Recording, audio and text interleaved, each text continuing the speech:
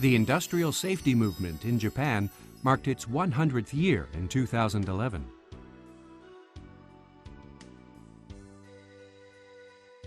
Taking the path to modernization more than 1 century behind Western industrial countries, Japan pursued a capitalist economy quickly under the slogans of increase wealth and military power and encourage new industry. As a result, the country was transformed into a modern industrial state in a very short period of time. At the core of the emerging Meiji industries were mining, steel, and textile industries, including spinning and filature. However, workers of this era were working under wretched conditions. In 1911, at the end of the Meiji era, the Factory Act, the first labor legislation of Japan aimed at worker protection, was enacted in the Imperial Diet.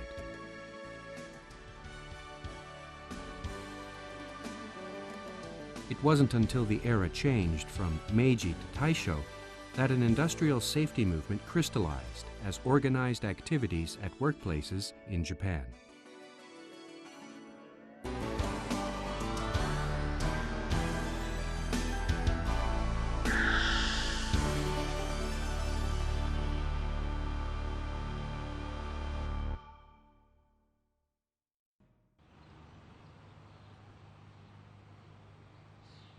日本の安全運動がこの地から始まったことは私どもの誇りでもあります。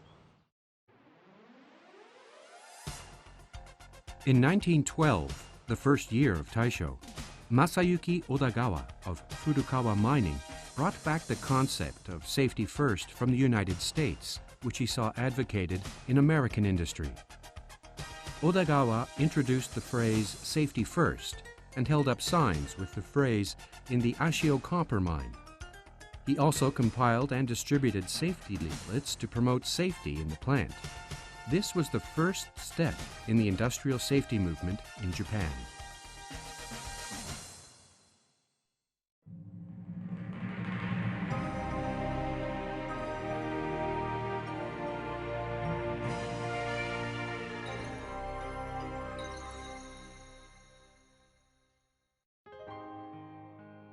Later, Toshifumi Gamo and Kiichi Miura left a major mark on the industrial safety movement as pioneers in eastern and western Japan, respectively. It was fatal accidents in their respective factories in 1973 that opened their eyes to the safety movement.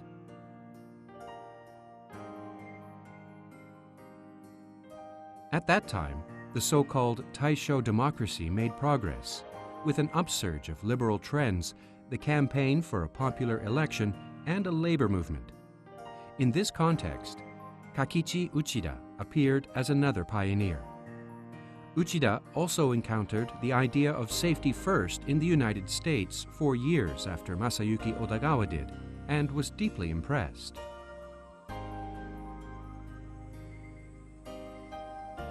Elbert Henry Gary, who was the president of U.S. Steel, the world's top steel company at the time, was distressed by a string of accidents in the workplace. He changed the management policy to safety first, quality second, and production third. Because the change drastically decreased industrial accidents while at the same time improved both quality and production, the slogan "Safety First" spread all over the U.S. After returning to Japan, Uchida translated the slogan into Japanese and tried to propagate the idea in the country. This is the origin of the slogan "Safety First" that has been passed down until now. However, the safety movement faced resistance in many forms before becoming established. Supported by the enthusiasm of people like Gamo, Mimura, and Uchida, the safety movement gradually spread as a social movement beyond personal aspiration or activities in some workplaces. Thanks to the efforts of Gamo, Uchida, and others, the first Safety Week was held in 1919, though only in Tokyo.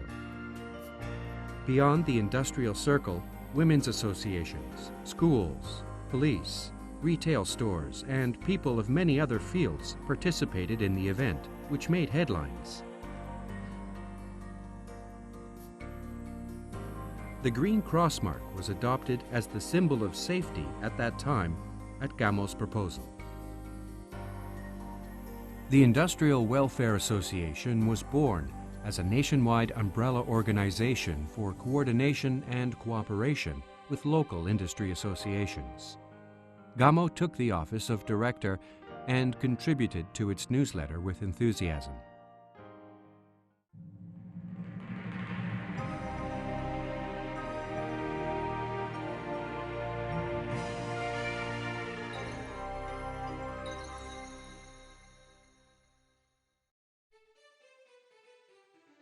In the early years of the Showa era, every form of an industrial safety movement started to develop. First, Japan became the first country in the world to turn its Safety Week into a national event. Safety Week has been continued from 1928 until today without interruption. Around this time, there was an upsurge in the safety movement, with some workplaces starting to make active efforts to prevent industrial accidents.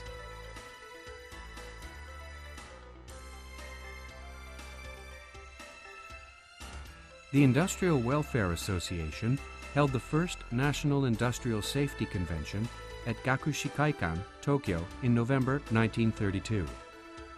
This is the precursor to today's National Industrial Safety and Health Convention. However, since the outbreak of the Second Sino-Japanese War in 1937, social conditions took on a wartime look in Japan, and safety and health movements drifted into a dark period of stagnation, which was followed by Japan's defeat.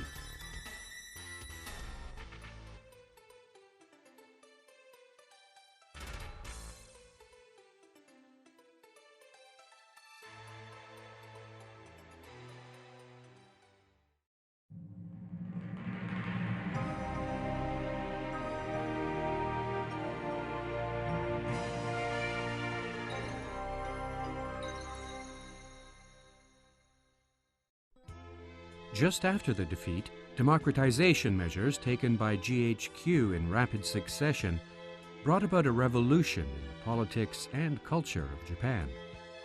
The Labor Standard Act was enacted as an epoch-making worker protection act, replacing the Factory Act. In 1950, Dr. Walter of the United States visited Japan and offered many suggestions for safety activities in Japan here. At that time, the accident frequency rate of major industries in Japan was more than 10 times that of the U.S. The Korean War in 1950 generated special demands in Japan. With the demands, the Japanese economy started to show signs of recovery. A new safety movement in a new era flowered at last. The Safety Liaison Committee of 6 steel companies was established in 1950. Members started to visit each other for safety inspections. After 5 years, accident frequency rates were greatly reduced to about 1/10 of what they had been before.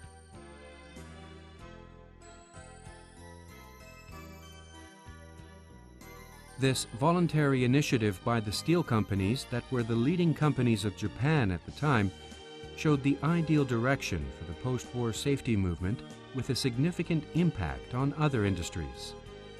Shipbuilding, cement, automobiles, ammonium sulfate and alkali, private railways, construction, metal, mining, coal, and other industries also started to engage in the safety movement.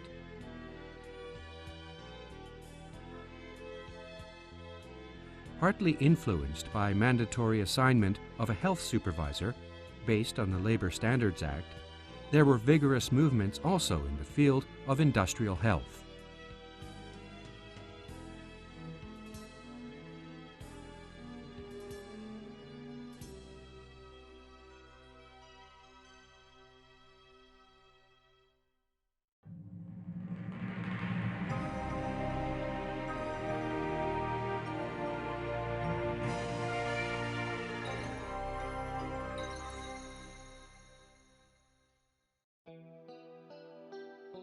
no longer termed post-war. The expression was used in the Economic White Paper for fiscal year 1956. Starting from the mid-50s, Japan moved on the path of unprecedented high growth based on technological innovations. During this period, new raw materials, methods, and equipment were introduced one after another. However, the introductions brought about new occupational diseases at the same time.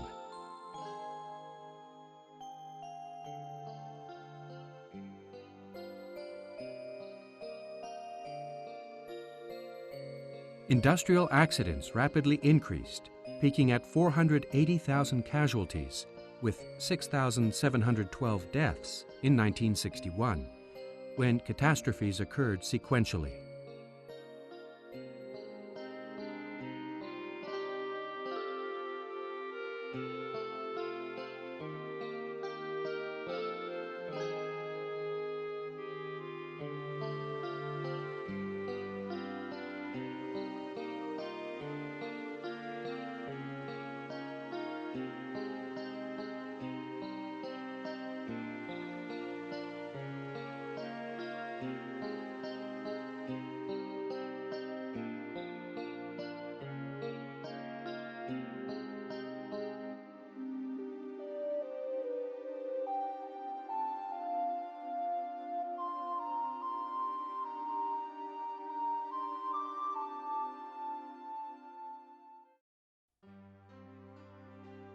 As downsides of technological innovation and industrial progress were highlighted, both public and private sectors waged a battle with industrial accidents.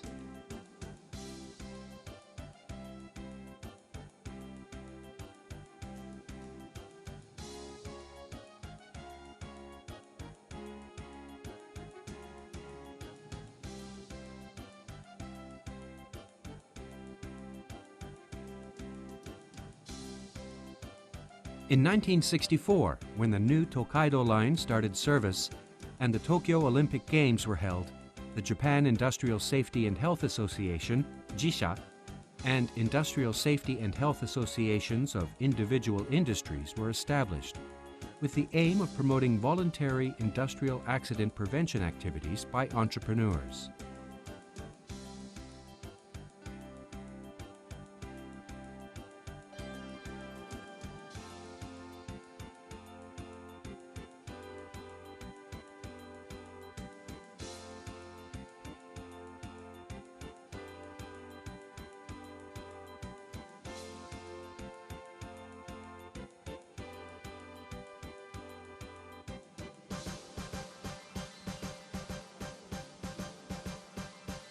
Industrial accidents remained flat at a high level throughout the late 1970s.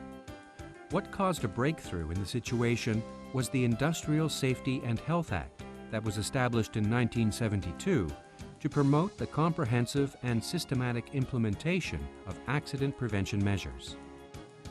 At that time, there were many questions and oppositions to the enactment of the act dedicated to safety and health independent from the existing Labor Standard Act. In this context, the Industrial Safety and Health Forum of the industry leaders greatly contributed to the legislation.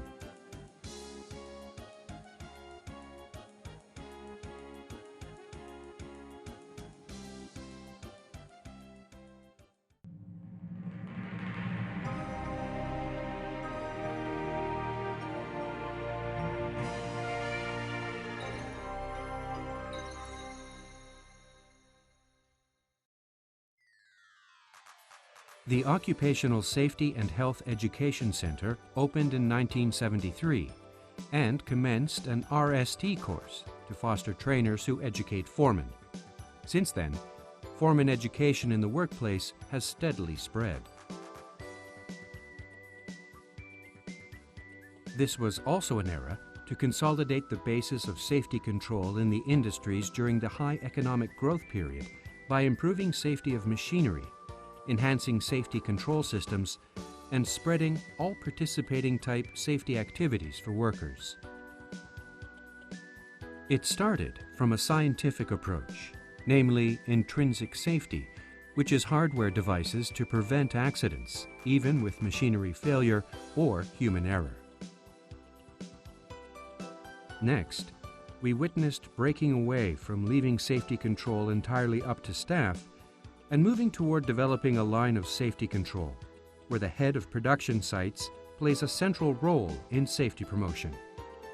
In the workplace culture of Japan, the concept of objectives management introduced from the United States developed into small group activities to achieve targets with all workers participating. The field of safety control activities saw the rise of a movement to change the mentality to abiding by what the group decides.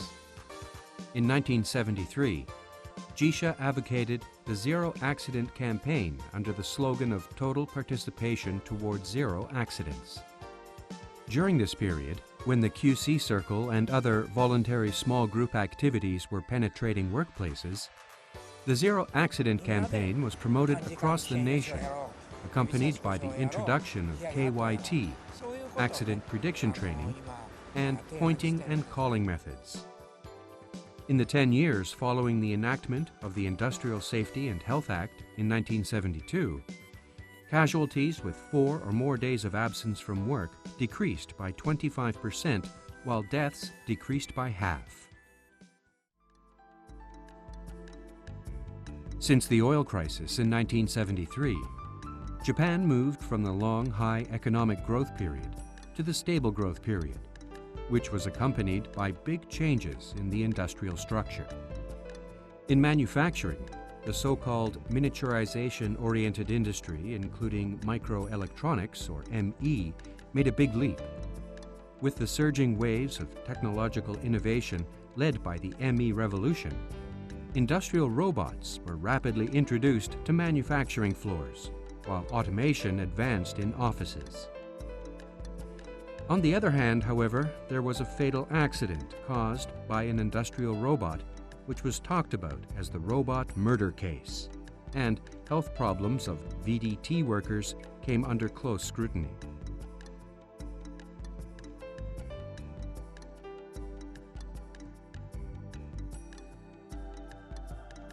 Around 1980, the ratio of workers in the tertiary industry, including services, grew to nearly 60%. In addition, the labor force population rapidly aged, and new health management for elderly workers was advanced. The approach became more proactive, shifting from early detection of occupational diseases to health promotion to prevent falling ill. This concept developed into the Total Health Promotion Plan, THP. The movement evolved into really total health promotion, including mental health for both middle-aged and young people.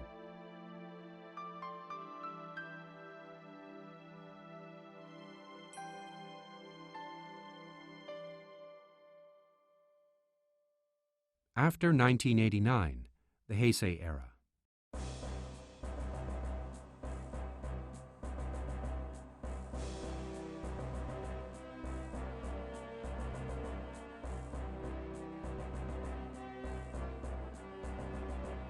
During the period that is also called the lost 2 decades, social and industrial structures and working patterns greatly changed against the background of the rapid progress of IT introduction and globalization of economic activities.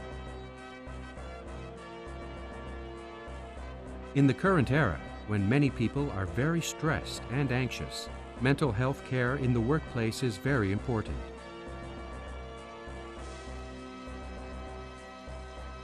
In recent years, the wave of globalization has also reached the field of safety and health management. OSHMS and risk assessment, which is its central method, have become the international standard of safety management. Chemical substance control based on the GHS, globally harmonized system of classification and labeling, United Nations recommendations, and the comprehensive machinery safety standard based on strict risk assessment have also become global trends.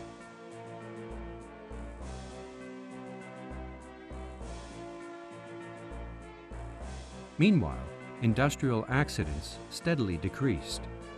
In the 20 years following the first year of the Heisei era, 1989, both fatal accidents and casualty accidents with 4 or more days of absence from work decreased by half. Fatal accidents in particular fell to 1/6 compared with 1961, more than 50 years earlier when fatal accidents hit the worst record. In this context, opportunities to learn directly from accidents have become rarer, which brought about the challenge of how to relate experiences of accidents and disasters, and how to pass down the experiences and the knowledge of accidents and disasters to the next generation. In this context, an increasing number of workplaces are helping workers acquire a sense of danger through simulated experience of a disaster. We should reliably pass on the safety efforts of the past to the future.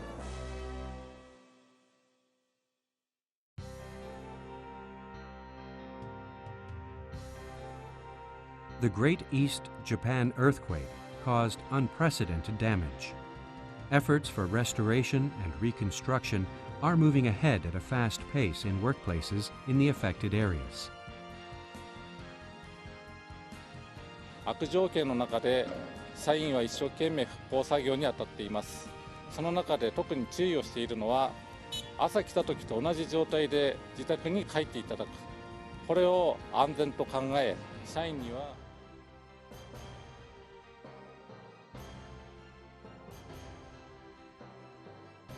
愛するふるさとの復興のために社員とともに頑張っていきます。The industrial safety and health movement in Japan marked its 100th year in 2011. It is our responsibility to pass on safety and health practices and improvements to the next generation and for the next 100 years. 山は緑に、災害はゼロに。ゼロ歳でいこう。よし。ゼロ歳でいこう。よし。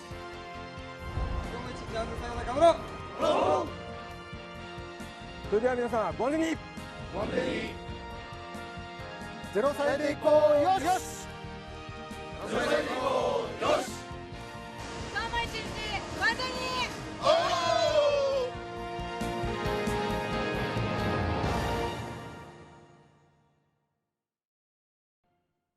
Dear friends, my warmest greetings to you as you mark the centennial year of the occupational safety and health movement in Japan.